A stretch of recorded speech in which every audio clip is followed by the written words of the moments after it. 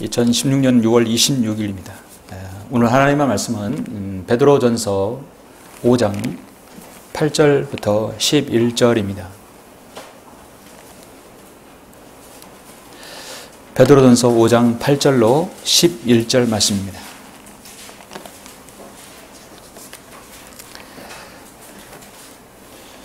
하나님께서 베드로를 통해서 주님의 제자인 베드로를 통해서 하나님 말씀 허락한 것은 베드로전서 후서죠. 여러분 아시다시피 베드로는 얼마나 많은 믿음의 곡절을 겪었습니까? 그가 베드로 후서에서 승리의 찬가를 부를 때 정말 예수님의 종으로서 자신의 사도의 일을 또 목회의 일을 모든 걸 마무리했을 때 그의 심정, 오늘 본문 말씀에 그대로 녹아 있습니다. 베드로전서 5장 8절로 11절 봉독해 올리겠습니다. 정신을 차리고 깨어 있으라. 이는 너희의 대적 마귀가 울부짖는 사자처럼 삼킬 자를 찾아 두루 다니기 때문이니라. 믿음 안에 굳게 서서 그를 대적하라. 이는 세상에 있는 너희 형제들도 동일한 고난을 당하는 줄을 알미니라. 그러나 모든 은혜의 하나님 곧 그리스도 예수로 인하여 그의 영원한 영광으로 우리를 부르신 분께서 너희가 잠깐 고난을 받은 후에 너희를 온전케 하시고 견고케 하시며 힘을 주시고 확고히 하시느니라. 그분께 영광과 권세가 영원 무음토록 있을지어다. 아멘. 아멘. 오늘 이 말씀을 읽고 기도하겠습니다. 잠시 기도드리겠습니다. 모든 피조물로부터 찬양과 경배를 받으시기 합당하신 아버지 하나님 감사를 드립니다. 우리는 하나님 앞에 아무것도 아니었으며 죄만 짓다가 죽으면 영원의 지옥의 나라가 떨어져 영원한 고통 가운데 있을 그런 존재들이었습니다. 하나님의 은혜로 예수 그리스도의 보혈을 통하여 구원받게 해주시고 하나님의 귀한 자녀로서 입양되어 이제 아버지 하나님을 아버지라 부를 수 있도록 인도해 주심을 감사합니다. 하나님의 은혜 가운데 저희들 한 주 동안 잘 지켜주셔서 오늘 이렇게 영과 진리 가운데서 주님을 경배하고 섬길 수 있도록 이 귀한 시간과 귀한 성도들, 이 귀한 장소를 허락해 주심을 감사합니다. 아버지 하나님, 우리의 믿음은 하나님께서 보시기에 늘 장성한 분량에 이르어야 할 것입니다. 그러기까지 우리의 믿음이 얼마나 많은 곡절이 있겠습니까? 우리는 오늘 베드로의 믿음을 통하여서 그가 주님께로부터 부름받고 이제 사역을 마친 후에 모든 과정을 통하여 우리의 믿음을 견주고자 합니다. 우리가 하나님 앞에서 칭찬받는 믿음이 되려면 어떤 과정이 필요한지 또 어떤 정년의 과정이 있는지 우리는 말씀을 통해서 보고자 합니다. 오늘 제가 전하는 말씀을 통하여 우리의 믿음에 시련이 있다면 이 시련들을 잘 견디고 이겨나게 해주셔서 주님께서 보시기에 정금보다 귀한 믿음으로 발견되어 줄 수 있도록 인도하여 주시옵소서. 하나님께서 여기 있는 모든 믿음의 지체들 주님께서 보시기에 마지막 시대 믿음을 찾아볼 자가 어디에 있겠느냐고 말씀하셨듯이 이 마지막 시대의 귀한 신실한 믿음으로 주님께 칭찬받는 성도들 될 수 있도록 오늘 귀한 시간 역사해 주시길 원합니다. 부족한 저가 하나님의 말씀을 통하여 저하고 담대하게 전할 수 있도록 주의 입술을 주장하여 주시옵소서. 모든 걸 주님께 부탁드립니다. 주 예수 그리스도 이름으로 기도드렸습니다. 아멘. 오늘 하나님의 말씀의 제목은 베드로를 통한 믿음의 교훈이라는 제목으로 설교하고자 합니다. 베드로를 통한 믿음의 교훈입니다. 우리가 세상을 살면서 어떤 일이든 모든 것에는 거쳐야 할 단계가 있습니다. 어떤 단계를 뛰어넘어서 목표나 경지에 도달하는 것은 사실 로또가 아니고서는 불가능한 일이죠. 목표나 경지에 도달하려면 많은 시련과 어려움들, 고난 또는 연습과 땀과 수고가 있어야 할 것입니다. 이 세상에도 학문의 단계가 있죠. 초등, 중등, 고등, 그 다음에 대학이 있습니다. 어떤 스포츠를 완성하는 것에서도 숙련한 단계가 있습니다. 기초훈련이 필요하고 그 다음에 숙련된 계속해서 연습이 필요합니다. 여러분 하나님의 사역에도 단계가 있습니다. 우리의 믿음의 성숙에도 단계가 있습니다. 이 세상에 있는 모든 삶에도 거쳐야 할 단계가 다 있죠. 단계를 무시하고 뛰어넘으려면 늘 시행착오를 거치게 됩니다. 사람은 누구나 정상적인 단계를 밟아 나갈 때 조금씩 성장하고 성숙하게 될 수 있는 가능성이 여러분과 저에게 있습니다. 그런데 문제는 점점 나아진다는 것이 여간 어려운 게 아니죠. 점점 진보하고 나아지려면 끊임없이 우리는 추구하고 노력하고 자신의 열정을 불태워야 합니다. 중요한 것은 포기하지 않아야 합니다. 인생의 삶이 그렇듯이 신앙의 생활 역시 그렇습니다. 이 신앙생활은 영적인 영역이기 때문에 눈에 보이지 않습니다. 그래서 그 믿음을 포기했는지 포기하지 않았는지는 여러분 쉽게 눈으로 볼 수는 없습니다. 그러나 그 사람의 믿음은 행위로 보이기 때문에 믿음 생활을 하는 사람들은 감지를 할 수 있죠. 가장 감지를 먼저 하는 사람은 본인 자신일 것입니다.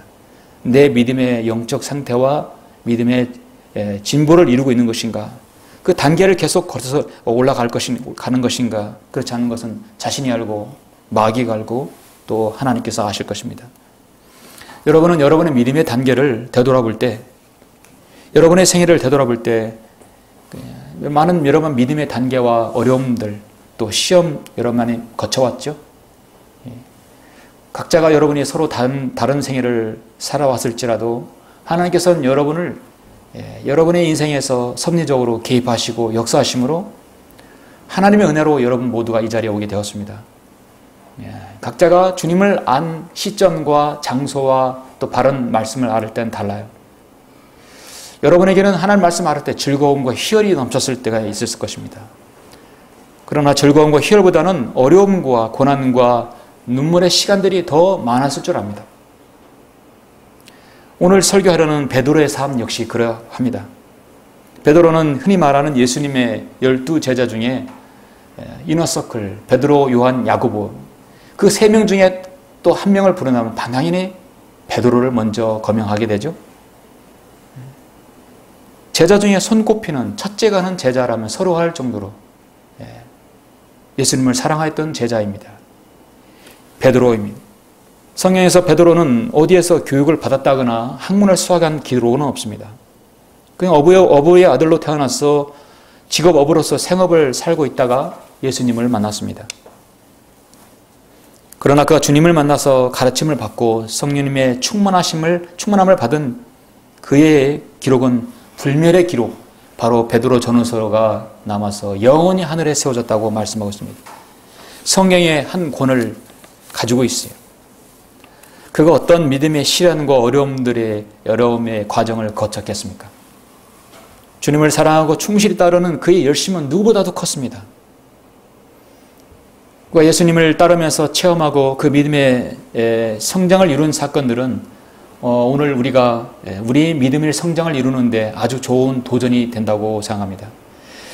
오늘 본문 말씀 베드로 전서는 하나님께서 자신에게 사역을 맡겨주셨는데 그 사역을 지금 거의 다 이루고 난 다음에 마지막 승리의 찬가를 부르기 전에 자신의 믿음의 성장 과정을 기억하면서 서신을 기록한 부분입니다. 그러니까 이 베드로전서가 AD 60년에 기록하였다면 베드로후서는 약 6년 뒤 AD 66년경입니다. 베드로는 이제 66년경에 순교하게 되죠. 이미 자신을 주님을 위해서 순교할 각오가 되어 있고 이방인을 위한 예수 그리스도의 복음을 문을 연 사람이 바로 사도가 베드로입니다. 그 활짝 열게해서 많은 사람에게 복음을 전했던 사람이 사도 바울이었죠. 그 문의 열쇠는 베드로에게 주어졌습니다. 여러분, 성경에서 베드로가 언제 처음 나옵니까? 마태복음 4장에서 처음 나오지요. 예수께서 갈릴리 해변을 걸어가시다가 두 형제를 보셨는데 베드로라 하는 시몬과 그의 형제 베드로라. 그물을 바다에 던지고 있었으니 이는 그들이 어부임이라 했습니다. 시몬 베드로입니다. 그들은 직업 어부였습니다. 어부는 책과 지식과 거리가 멀죠. 그런 그들은 주님께서 사역에 쓰시고자 하나님께서 그들을 부르셨습니다. 하나님의 부르시면 후회가 없으십니다. 로마서 11장 29절에서 이는 하나님의 은사와 부르시면 후회가 없으심이라. 하나님께서 후회하시면 일이 차고 생기는 것이죠. 일에는 착오가 생기면 안 됩니다. 하나님의 사역에는 후회가 없습니다. 그러면 똑똑하고 배경이 있고 가정이 온전한 사람을 부르지 않고 왜 베드로 그 직업 어부인 그가 하나님께 부름 받았을까요? 하나님의 부르심의 조건은요, 세상에서 그가 어떤 일을 했는지, 어떤 배경을 가지고, 어떤 학문, 어떤 학벌, 어떤 명예를 가지고 있는지 그건 중요하지 않습니다. 토기장인은 그 가마에 넣은 그릇들을 볼 때 이건 어떻게 만들었고 언제 구웠고 언제 만들었는지를 다 기억하고 있어요. 창조자 하나님께서 그 사람의 그릇됨을 모르실 수 있겠습니까? 이 사람은 어떤 그릇이고 어떤 그릇이고 다 그 특성을 알고 계십니다. 베드로라는 그릇은 직설적이고 꾸밈이 없어요. 다혈질적이고 궁금한 것은 참지 못하고 생각하는 것은 여과 없이 그냥 거침없이 말하는 베드로였습니다. 그런 베드로를 하나님께서 왜 그를 부르셨을까요? 역시 베드로는 마태복음부터 누가복음 마지막 부분까지, 요한복음 마지막 부분까지 베드로의 모든 행적들이 다 기록되어 있는데 역시 많은 일들이 있었고 주님과의 많은 사건 사고들이 있었습니다. 예수님의 제자 중에 베드로만큼 많이 언급된 제자는 없습니다.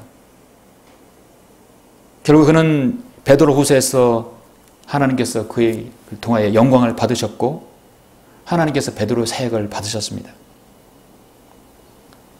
하나님과 우리의 관계는요, 절대적인 믿음의 관계입니다. 여러분, 믿음으로 거듭났기 때문에 믿음의 관계이죠. 그래서 하나님께서 믿음이 없이는 하나님을 기쁘시게 할 수 없다고 말씀하고 있습니다. 우리는 예수 그리스도를 보혈을 공로로 인하여 주님을 구주로 믿게 되면 죄와 사망에서 구원을 받았습니다. 그리고 믿음으로 우리는 기도 응답을 받을 수 있는 특권을 가졌습니다. 하나님께서는 모든 사람에게 믿을 수 있는 의지를 주셨지만 그 의지를 사용하느냐 사용하지 않느냐 그 사람에게 달려있죠. 예수 그리스도의 복음을 듣는 사람은, 어떤 사람은 구원받고 누구는 거절하는 이유가 무엇입니까? 믿지 않기 때문이죠. 믿지 않고 자신의 믿음의 결영을 하지 않는 것이죠. 여러분은 자신의 죄인임을 시인하시고 예수 그리스도를 주로 고백했으므로 믿음을 실행한 거예요. 그렇죠? 주님을 영접한 것입니다. 그리고 이후에 여러분이 각자의 행로를 걷다가 바른 말씀을 여러분 딱 맞닥뜨렸을 때 이것이 바른 말씀이구나. 거절된 변경된 성경은 거절해버린 것이죠. 여러분의 믿음의 행위로 이 자리에 오시게 된 것입니다. 우리가 이렇게 보면은 사복음서를 읽다 보면 많은 이렇게 교훈들, 영적인 교훈들, 많은 도전들, 많은 경륜의 변화들 많이 있습니다. 많은 것들을 볼 수 있어요. 그런데 우리가 꼭 한번 봐야 될 것은 우리의 믿음의 그 단계를 이룰 때 여러분의 장성한 분량의 믿음에 이르기까지 어떤 정년을 거치고 과정을 거치는가. 대표적으로 저는 사복음서에서 여러분의 베드로를 행적을 보면 아주 많은 것들을 우리가 교훈을 얻을 수 있습니다. 그래서 베드로를 통한 믿음의 교훈이라는 제목을 줬습니다. 과연 베드로는 어떤 신앙 체험을 하였길래 우리에게 좋은 믿음의 교훈을 주는 것입니까?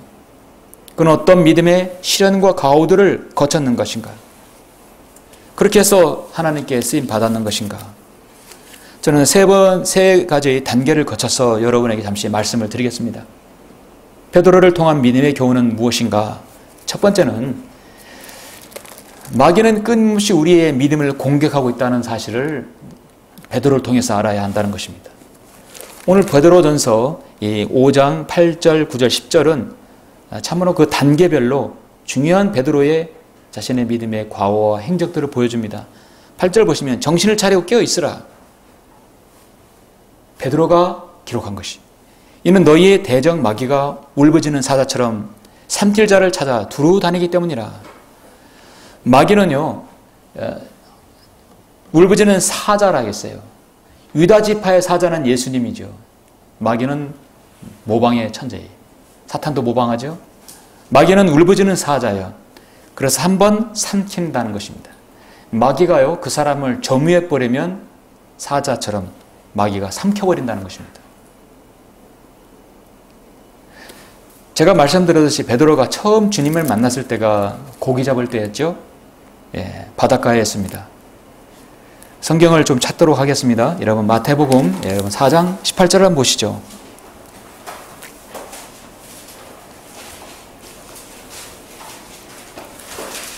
주님께서 베드로를 만났습니다. 마태복음 4장 18절 예수께서 갈릴리 해변가를 걸어가시다가 두 형제를 보셨는데 베드로라 하는 시몬과 그 형제 안드레라. 그물을 반대에 던지고 있었으니 이는 그들이 어부임이라. 그들에게 말씀하시기를 나를 따라오라. 내가 너희로 사람들을 낚는 어부가 되게 하리라. 고 하시니 그들이 즉시 그물들을 버려두고 주를 따라가더라 했죠. 나를 따라오라. 내가 너희로 사람을 낚는 어부가 되게 하리라. 평생 그물을 던져서 고기를 잡는 어부가 나를 따라오라 했고, 이제는 고기가 아니라 사람을 낚는 어부가 되게 하리라. 나를 통해서 사람을 낚는 걸 배워라. 그런데 그들은 즉시 그물들을 버려두고 주를 따라갔어요. 그물을 버렸다는 얘기는 생업을 포기하고 생업을 버렸다는 얘기죠. 주를 따라갔다는 것이 모든 걸 하나님께 의지했어요. 그런데 여러분 마태복음 이 4장과 이제 마가복음 1장에도 나오지만은 여러분 누가복음 5장을 눈여겨봐야 될 필요가 있습니다. 여러분 누가복음 5장을 한번 보시죠. 누가복음 5장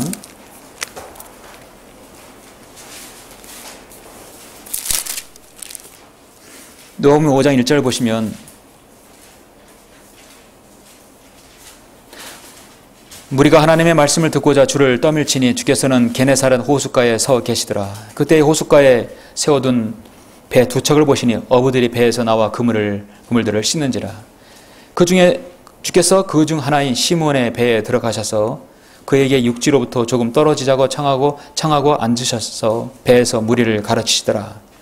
그때 주께서는 말씀을 마치시고 시몬에게 말씀하시기를 깊은 데로 나가서 고기를 잡도록 그물들을 내려라 하시고 하시니 시몬이 대답하여 주께 말씀드리를 선생님 우리가 밤새도록 애써 일하였으나 아무것도 잡지 못하였나이다. 그러나 선생님의 말씀에 따라 내가 그물을 내리겠나이다.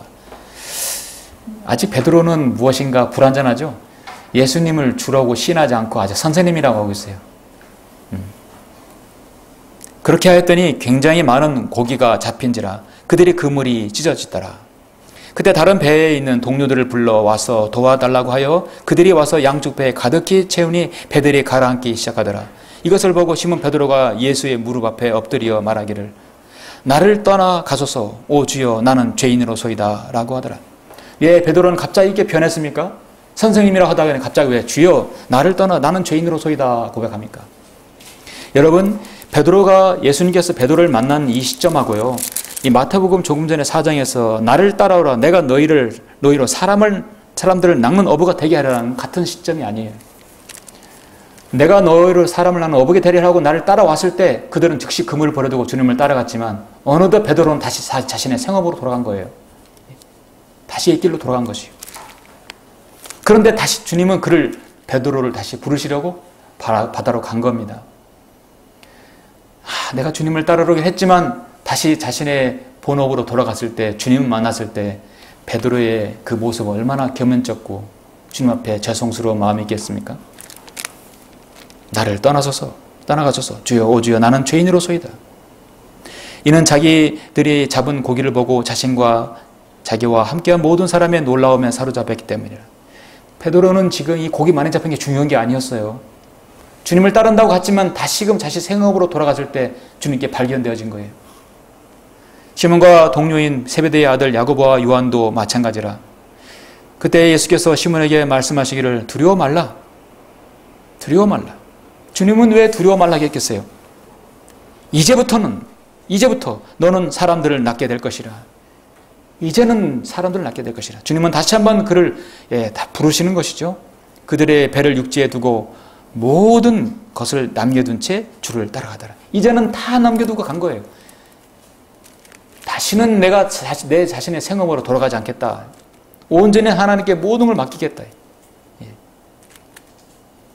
나는 이제 고기 잡이로 다시 돌아가지 않겠다는 그런 의지를 볼 수 있죠. 그리고 그들은 주님을 열심히 따랐습니다. 하나님의 말씀을 듣고 전파하기 시작했어요. 하나님의 말씀을 들을 때일수록 그들은 믿음이 출중하고 계속해서 많은 것들을, 이적들을, 표적들을 보았겠죠.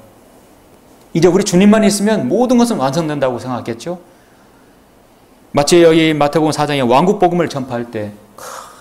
회개하라 천국에 가까우느니라 했을 때 그들은 거기에 말씀에 아멘하고 반응했을 것입니다. 이제 이 민족에게 백성이 있고 땅이 있고 우리 왕이신 주님께서 오셨기 때문에 천국에 올 것이다. 분명히 믿었을 것입니다. 그랬을 때 어느 날 주님께서 물으셨습니다. 여러분 마태복음 16장을 보시면 마태복음 16장 13절에 보니까 또 한 일이 생기죠. 예수께서 가이사라 빌립보 지경에 오셨을 때 제자들에게 물러 말씀하시기를 사람들은 인자인 나를 누구라 말하느냐 하시니 마태복음 16장 13절입니다. 14절 그들의 말씀드리기를 어떤 사람들은 피침내인 요한이라 하며 어떤 사람들은 엘리야 또 어떤 사람들은 예레미야 혹은 선지자들 가운데 한 사람이라 하나이다 라고 하니라. 주께서 그들에게 말씀하시기를 그러면 너희는 나를 누구라 말하느냐고 하시니 또 여기서 베드로가 어김없이 나오지요. 시몬 베드로가 대답하여 말씀드리기를 주는 그리스도 곧 살아계신 하나님의 아들이시니이다. 정확한 답변입니다. 주는 그리스도예요. 주는 그리스도가 뭡니까? 왕이시란 얘기예요. 메시아란 얘기예요. 곧 살아계신 하나님의 아들이시니다. 주님의 신성을 그대로 시인했습니다. 예수께서 대답하여 그에게 말씀하시기를 바요나 시몬아. 이 바요나라는 얘기는 요나의 아들이라는 얘기예요. 바가 누구의 아들이거든요. 바요나 시몬아 내가 복이 있도다. 이를 너에게 나타낸 것은 혈과 육이 아니라 하늘에 계신 나의 아버지시니라. 나도 너에게 말하노니 너는 베드로라. 그리고 이 반석 위에 나의 교회를 세우리니 지옥의 문들이 그것을 이기지 못하리라. 이 반석 위에는요 베드로가 페트로스거든요.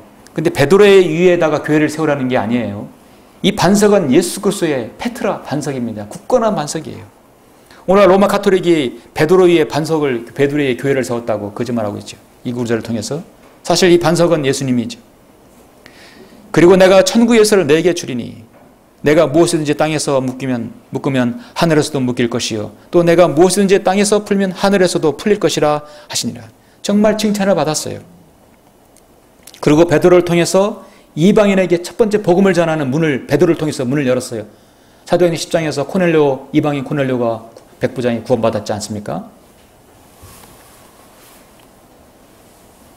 그렇게 주님으로부터 칭찬을 받은 그가 그 즉시 바로 이에 마태복음 16장 21절에 보니까 그때로부터 예수께서 자기가 예루살렘에 가야 될 것과 이제 주님께서 이 마태복음 17장의 시점은요 제자들은 그렇게 믿고 따르지만 많은 자신의 백성들이 점점점 주님을 거절하기 시작한 거예요.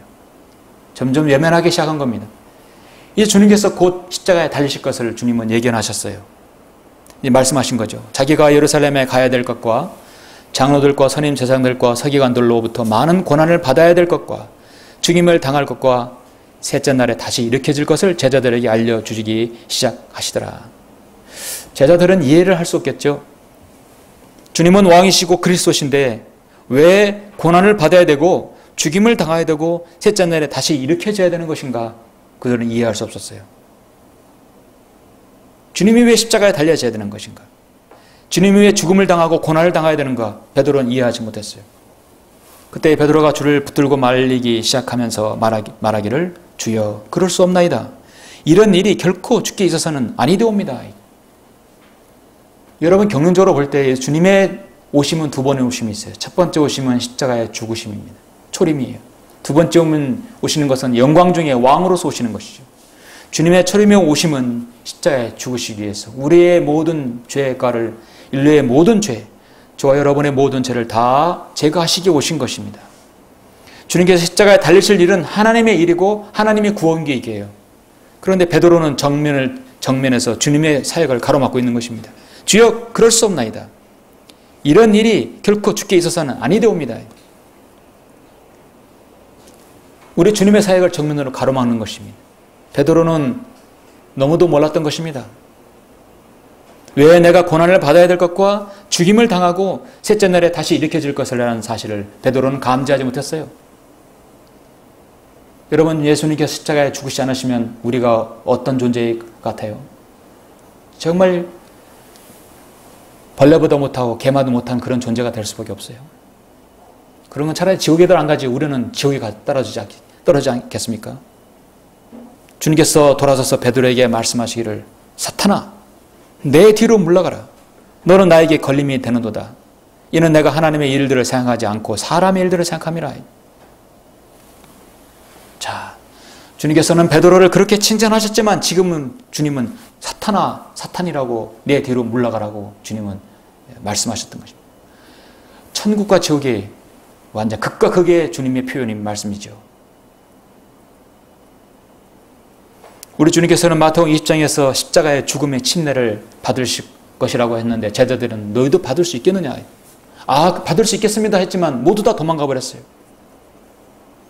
이 사절에 보니까 그때 예수께서 제자들에게 말씀하시기를 누구든지 나를 따라오려거든 자기를 부인하고 자기 십자가를 지고 나를 따르라고 말씀하셨습니다.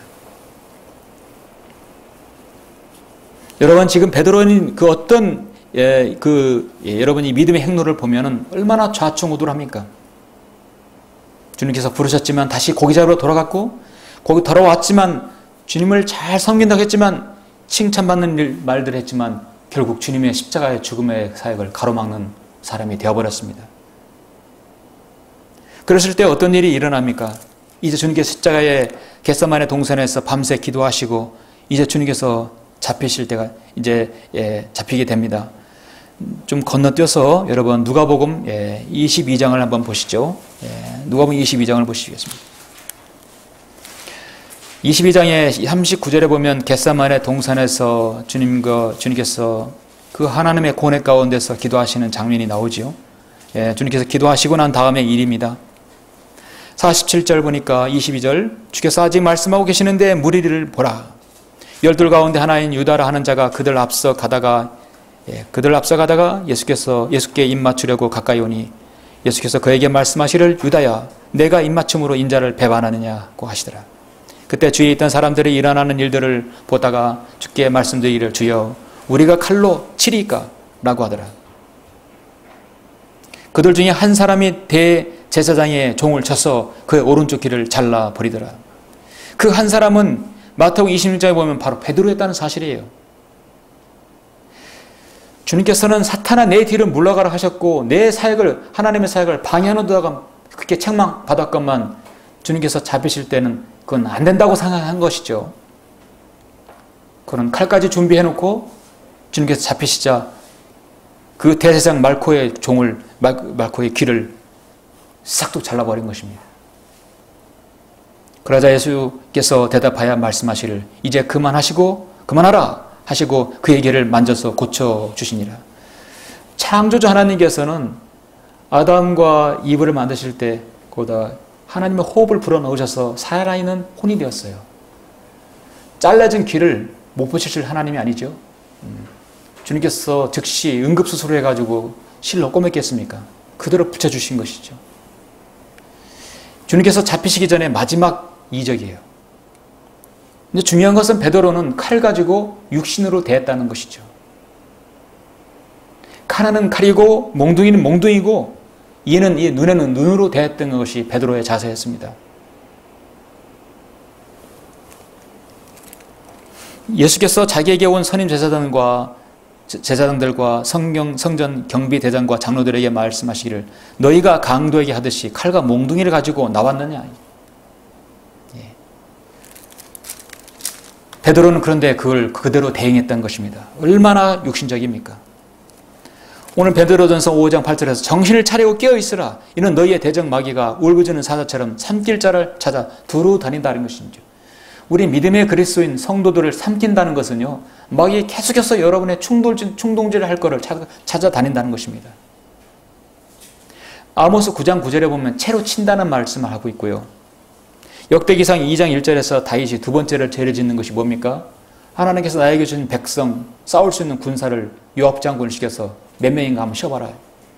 지금까지 하나님께서 얼마나 보호하시고 지켜주심으로 모든 전쟁에서 승리하게 해주셨습니까? 그런데 새삼스럽게 내가 싸울 수 있는, 내가 데리고 있는 군사가 몇인지 세라고요.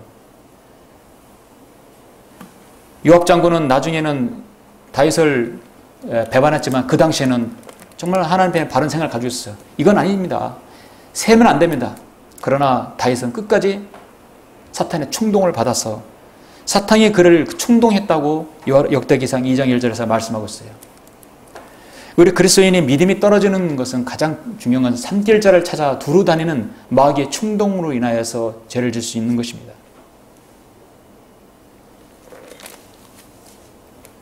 이 누가복음 22장에서 이렇게 보면은 마귀로부터 충동을 받는 것이죠.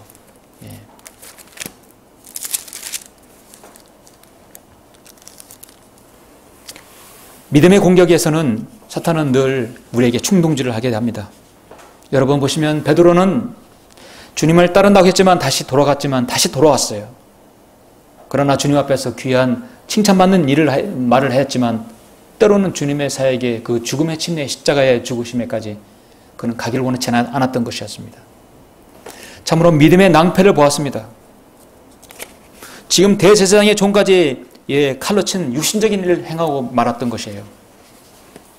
그럼 베드로가 여기서 끝난 것입니까? 베드로를 통한 믿음의 교훈은 무엇인가? 두 번째는 믿음이 추락을 하였다면 반드시 회복을 해야 한다는 것이죠. 베드로는 지금 자신의 믿음의 공격을 받고 있는 것입니다. 이 베드로전서 5장 오늘 본문의 8절에 보면은 믿음 안에 굳게 서서 그를 대적하라. 이는 세상에 있는 너희 형제들도 동일한 고난을 당한 줄을 아미니라 말씀하고 있습니다. 여러분의 믿음을 공격하는 것에 대해서 여러분 어떻게 방어를 하십니까? 대적하라고 말씀하셨죠? 그 대적하는 것 가운데서도 여러분의 극심한 고난을 줄 수도 있다는 것입니다. 사탄은 베드로를 충동질해서 결국 칼을 꺼내서 주님의 사역의 방해꾼이 되었어요. 그리고 주님께서는 칼을 빼는 자는 칼로 망한다고 말씀하셨죠. 그리고 나서 누가복음 22장 54절에 어떤 일이 일어납니까?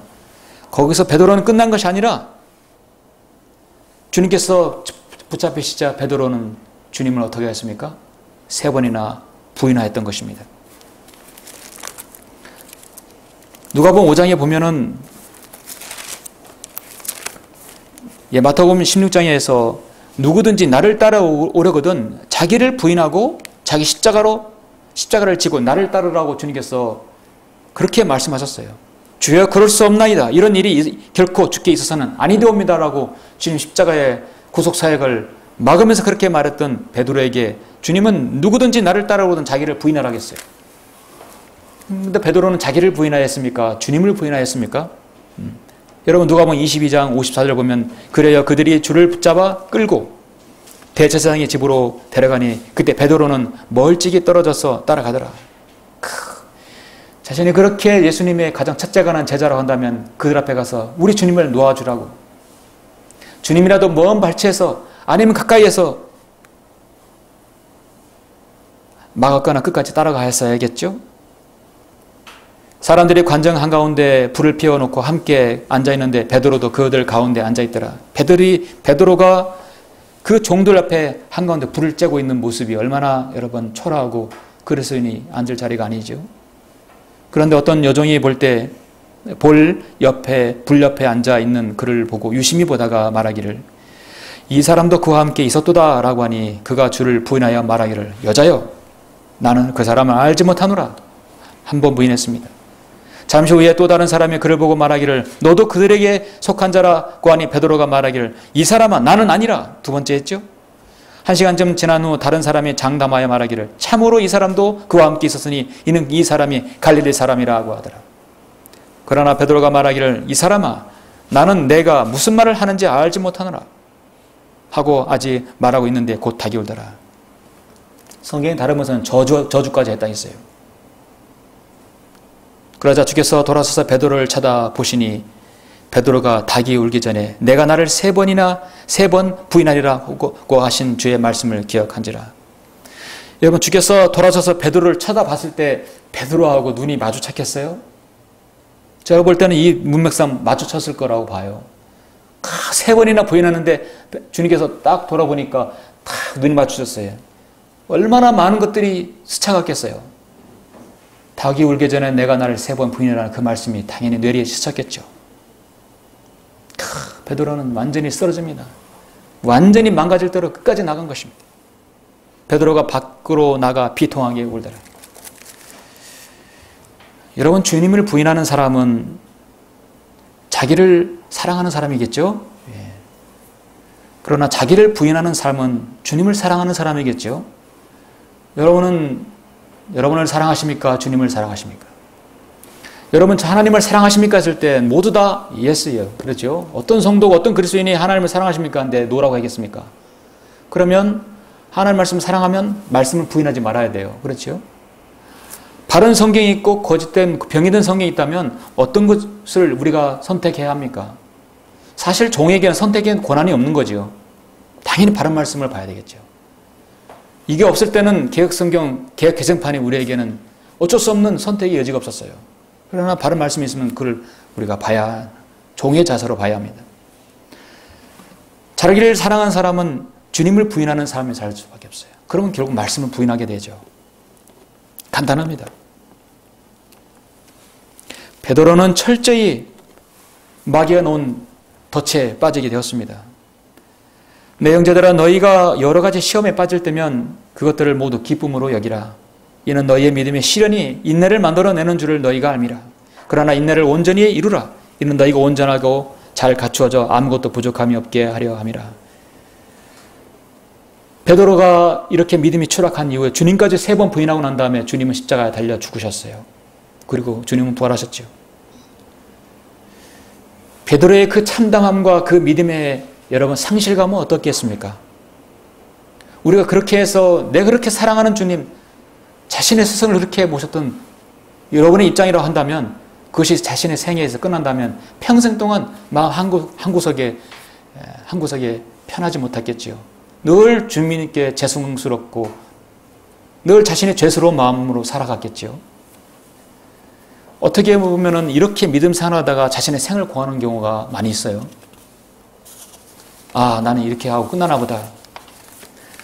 주님을 부인하면서 자신을 사랑하다가 생을 마친 얼마나 많은 성도들이 있겠습니까? 마음 한켠에는 온전한 생애를 살지 못하는 그거에 대해서는 나는 한탄스러움과 회한이 있겠죠. 여기서 끝났다면 베드로 전서를 그가 기록할 수 있겠습니까? 할 수 없었겠죠? 베드로를 통한 믿음의 교훈의 마지막은 뭐냐면 하나님께서는 그 추락한 믿음을 회복해 주시고 견고해 주신다는 것입니다. 예. 회복한 믿음은요, 반드시 견고해져야 한다는 것이죠. 저는 아마도 베드로가 여기서 회복되지 않으면 이 말씀을 어떻게 기록했을까 의문이 갑니다. 그러나 회복했기 때문에 오늘 베드로전서 5장 10절이 기록된 것이죠. 그러나 모든 은혜의 하나님, 곧 그리스도 예수로 인하여 그의 영원한 영광으로 우리를 부르신 분께서 너희가 잠깐 고난을 받은 후에 너희를 온전케 하시고 견고케 하시며 힘을 주시고 확고히 하시느니라. 여러분의 믿음이 추락하고 또 상쇄되고 어렵고 또 다운됐을 때 여러분이 온전케 되고 견고케 되고 힘을 주시고 확고히 하시는 분이 누구십니까? 역시 하나님의 말씀이죠. 역시 주님밖에 없습니다. 우리 다 같이 마지막 부분입니다. 요한복음 21장을 보시겠습니다. 그래서 우리는 이 마태복음, 마가복음, 누가복음, 요한복음을 이 사복음서를 다 각기 다른 각도로 같이 봐야 되죠. 그래서 요한복음 21장 때문에 또 베드로가 어떻게 회복되는지를 알 수 있죠. 지금 이 상황은 아주 중요한 상황이니 여러분 보시죠. 21장 1절 3절 보면 이런 일들 후 예수께서 티베라 바닷가에 티베라, 게네사렛, 갈릴리 같은 바다이죠. 제자들이 지금 어부로 삼았던 그 장소입니다. 다시 제자들에게 자신을 보이시니 예수께서 티베라 바닷가에서 다시 제자들에게 자신을 보이시니 이런 모양으로 보이시더라.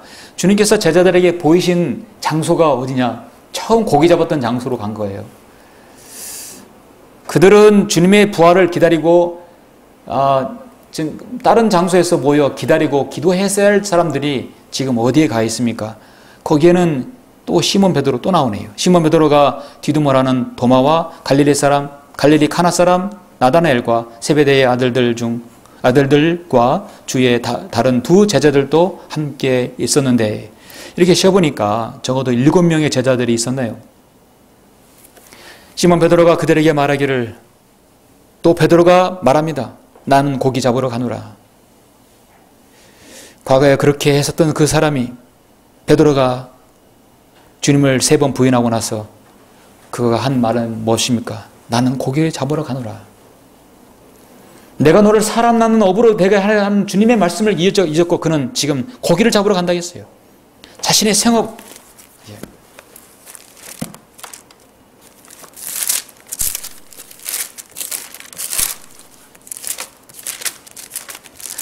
갈라디아서 5장 1절에서 그러므로 그리스도께서 우리를 자유케 하신 그 자유 안에서 굳게 서서 다시는 종의 멍에를 매지 말라고 분명히 말씀하셨는데 다시 또 옛날에 그 멍에를 매려고 간 거예요. 그걸 천동한 사람이 또 베드로였습니다.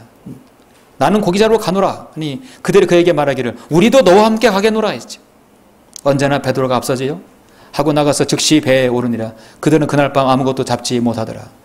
이미 아침이 되었는데 예수께서 바닷가에 서 계시나 제자들은 그분이 예수신 줄 알지 못하더라. 그때 예수께서 그들에게 말씀하시를 자녀들아 너에게 먹을 것이 있느냐고 하시니 그들이 대답하기를 없나이다 라고 하더라.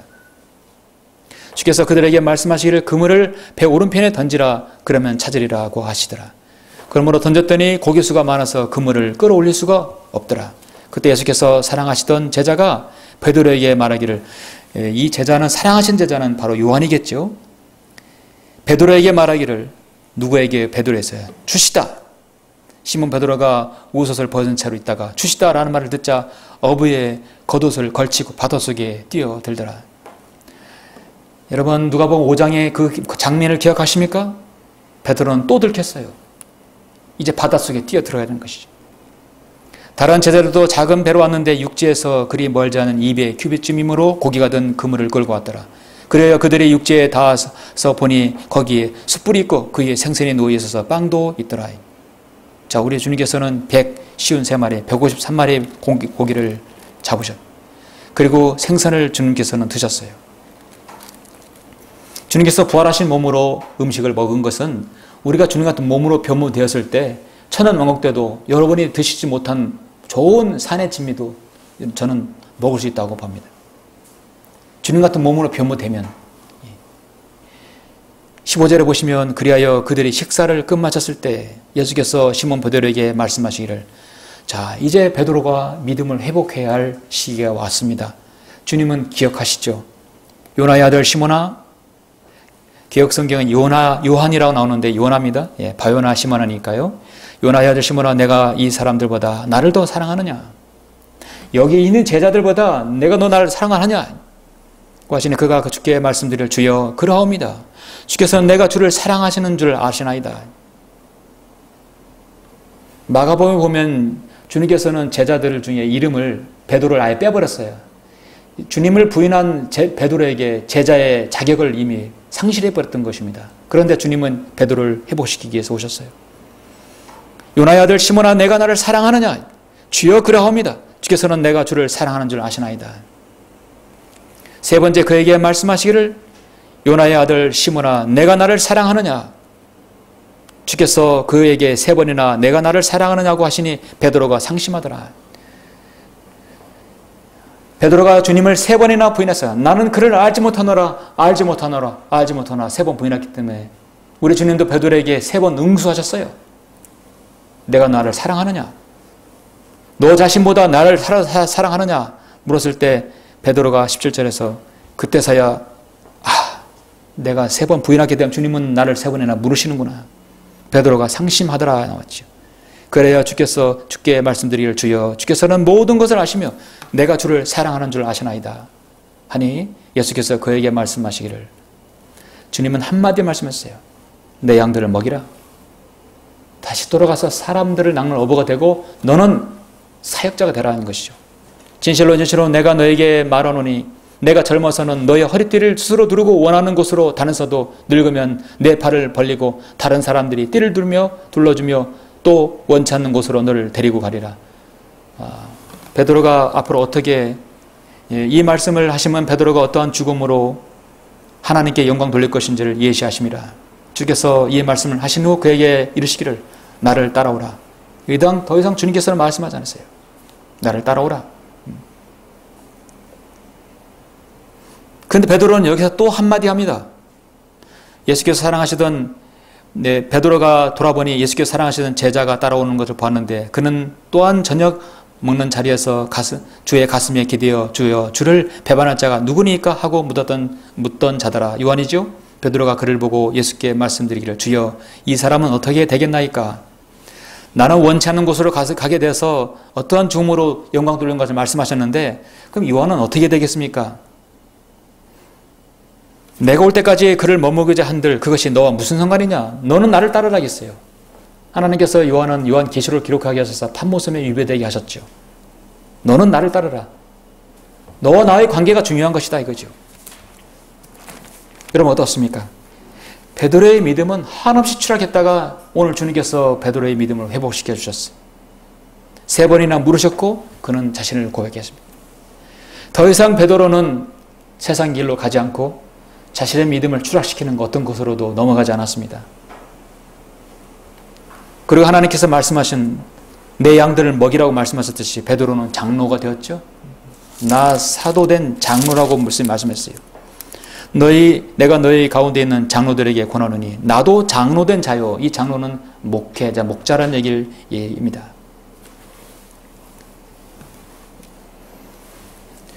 사람마다 믿음은 다르게 되어 있습니다. 자, 사람마다 환경이 다르고 출생지, 성품, 모든 조건들이 다르기 때문에 믿음이 다를 수 있어요. 그러나 여러분의 그 믿음은 반드시 기복이 있을 것입니다. 내려갈 때도 있고 올라갈 때도 있지만 반복과 반복을 거듭하게 되면 어느 정도 그것이 계속 자신에게 익숙해지면 안 되겠죠. 이제 어느 순간 지나게 되면 자신의 믿음을 정점에서 그 상태로 유지하는 것이 중요합니다. 베드로는 마태복음부터 이 요한복음 21장까지 얼마나 많은 기복이 심했습니까? 그 기복이 심하기까지 주님께서 기다리셨고 주님 마지막에 그를 부르셨어요. 그리고 베드로는 거기에서 나를 따라오는 그 말씀에 복종하고 베드로 전후서를 기록하고 승리의 찬가로 자신이 원하지 않는 곳이라 할지라도 주님의 뒤를 이어서 순교한 것입니다. 에베소서 4장 13절에서 사도 바울은 우리 모두가 믿음의 하나됨과 하나님의 아들을 아는 지식의 하나됨에 도달하게 하고 온전한 사람이 되어 그리스도의 충만하심에 장성한 분량에까지 이르게 하려 함이라 했습니다. 장성한 분량의 믿음에 이르려면 우리도 역시 굴곡 있는 믿음이 있다고 하지만 그 믿음의 굴곡에서 날개를 치고 올라간 같이 우리도 회복을 하고 그 어떤 정점에서 꾸준히 주님을 섬겨야 되겠죠. 에베소 6장에서 그리스도인의 전신이 갑옷을 입으려면 믿음의 방패가 있어야 되겠죠. 견고하지 않으면 어떻게 믿음의 방패가 되겠습니까? 사랑하는 성도 여러분, 베드로는 베드로전서 2장 1절에서 그러므로 모든 악의와 모든 속임수와 위선과 시기와 온갖 비방하는 말을 버리고 갓난 아기들로서 순수한 말씀의 젖을 사모하라. 이는 너희가 그것으로 인하여 자라게 하람이니라. 그것으로 인하여 신령한 젖을 사모해서 구원에 이르게 하는 것이 아니라 구원은 이미 받았고 우리가 말씀으로 인하여 성장하는 것이죠. 베드로는 누구보다도 치열한 믿음의 영적 전쟁을 거친 사람이었습니다. 그 누구보다도 믿음의 추락과 성장과 추락과 성장을 반복했던 사람입니다. 그리고 그는 이제 견고히 서서 베드로 전서에서 여러분에게 간증으로 말씀합니다. 하나님의 은혜의 말씀, 은혜의 하나님 곧 그리스도 예수로 인하여 그의 영원한 영광으로 우리를 부르신 분께서 너희가 잠깐 고난을 받은 후에 너희를 온전케 하시고 견고케 하시며 힘을 주시고 확고히 하신다는 말씀입니다. 우리의 믿음은 견고해져야 합니다. 더 이상 굴곡 있는 믿음이 없어야 되겠죠. 여러분이 이제 바른 말씀을 가지고 있고 그 말씀을 믿고 또 다른 사람에게 전할 수 있는 그런 믿음의 성장을 이룰 수 있는 그리스도인이 되어야 될 것입니다. 더 이상 추락하지 않는 믿음, 더 이상 반복하지 않는 믿음이 필요할 것입니다. 결론적으로 그리스도인의 삶은 여정에는 섬김에는 고난과 시련과 마귀의 갖은 기질, 그 공격들이 여러분의 가정, 여러분의 개인적인 삶들에 늘 따라다니게 되어 있습니다. 때론 베드로처럼 좌충우돌하고 때론 실패도 하고 때론 죄를 질지라도 돌아오면 됩니다. 그럼 주님께서 회복시켜 주시고 견고케 해 주시리라 말씀하고 있습니다. 빌립보서 1장 25절에서 이런 확신이 있으므로 나는 너희의 믿음의 진보와 기쁨을 위하여 너희 모두와 함께 계속 남아있을 줄을 아노라 했습니다. 이 빌립보 성도나 에베소 성도는 모두 그리스도의 장성한 분량, 여러분의 믿음의 진보를 이루기를 원하고 계십니다. 지금 여러분의 믿음의 상태는 저는 알 수 없사오나 여러분의 믿음의 시련은 누구에게나 있지만 그것을 견디고 이기게 되면 여러분의 믿음이 온전하게 되어서 견고케 하시고 힘을 주실 것입니다. 그리고 확고하게 이루실 것입니다. 그 모든 것은 여러분의 생애를 통해서 하나님께 영광을 돌릴 것입니다. 그분께 영광과 권세가 영원 무토록 있을 자다 하면 말씀하고 있죠. 여러분의 남은 생애가 주님 오실 그날까지 견고한 믿음으로 주님을 섬기시길 간절히 바랍니다. 기도하시겠습니다. 위대하시고 존귀하신 아버지 하나님 감사합니다. 오늘 우리는 마태복음에서 요한복음 이르기까지 베드로의 행적을 보았습니다. 참으로 그 어떤 제자보다도 많은 믿음의 굴곡이 있습니다. 그러나 그 믿음의 굴곡에도 불구하고 주님은 그를 사랑하셔서 내가 나를 사랑하느냐고 주님은 물으셨습니다. 우리도 이 질문에서 자유롭지 않습니다. 우리는 그 어느 때라도 내가 나를 사랑하느냐고 주님 물으실 때 주님께서 아십니다.